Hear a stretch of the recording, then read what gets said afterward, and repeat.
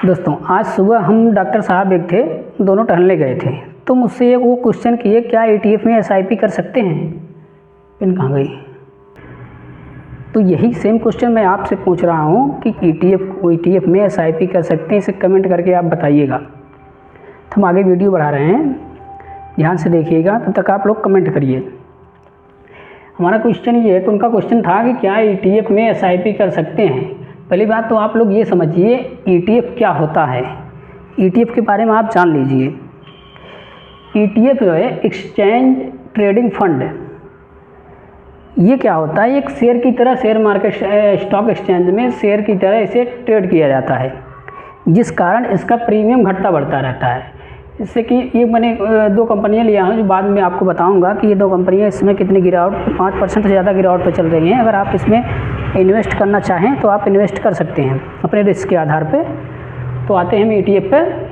तो ये क्या होता है कि शेयर मार्केट में शेयर की तरह ट्रेड किया जाता है। इसको ऐसे समझिए कि निफ्टी 20 का एक ETF होता है, वो उसमें टॉप की जो 50 कंपनियां होती है, निफ्टी की टॉप 50 कंपनियां, उस कंपनियों का ये 100वां हिस्सा होता है उसमें निफ्टी 20। अगर निफ्टी अगर बढ़ेगा, निफ्टी की जो टॉप 50 कंपनियां हैं अगर वो ग्रोथ करेंगी, ऊपर जाएंगी, तो निफ्टी 20 का भी ETF जो है ऊपर जाता है, ग्रोथ करता है। तो अगर वो अगर डाउन जाएगा, उसका निफ्टी 50 की कंपनियां नीचे गिरेंगी, तो वो निफ्टी 20 का ETF भी नीचे गिरता है। अगर हम उसके 100वें हिस्से के जैसे मान लेते हैं कि अगर 20,400 पे अगर चल रहा है, निफ्टी का जो इसमें प्राइस जो है 20,400 पे है, उसके 100वें हिस्से मतलब 20,400 भागे 100 कर देंगे, जो वैल्यू आएगी उतनी वैल्यू जो है निफ्टी 20 ETF की होनी चाहिए, यानी भी नेट एसेट्स वैल्यू जो होती है निफ्टी 20 के 100वें हिस्से के बराबर होनी चाहिए। तो कहने का अर्थ ये है कि ETF न तो जो है शेयर है, न म्यूचुअल फंड है, ये दोनों का मिश्रण होता है, जो कि शेयर मार्केट में जो पैसे मैंने पीछे बताया, इसको शेयर की तरह ट्रेड किया जाता है। तो अब बात आती है कि आपको लास्ट मैंने एक क्वेश्चन वो यही ये थे, क्या इसमें SIP कर सकते हैं? ऐसा हो सकता है।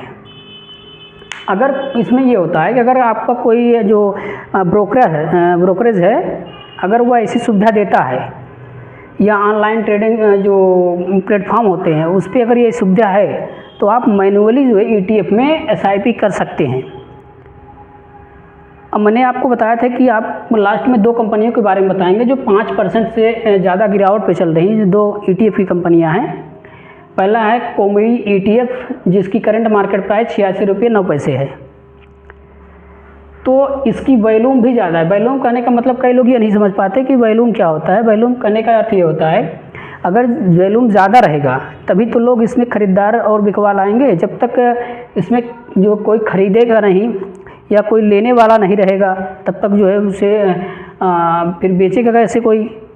तो इसलिए वॉल्यूम कोई भी ETF आप लीजिएगा तो उसका वॉल्यूम चेक कर लीजिएगा कि वॉल्यूम है कि नहीं। अगर आप उसे खरीद रहे हैं तो बेच पाएंगे कि नहीं।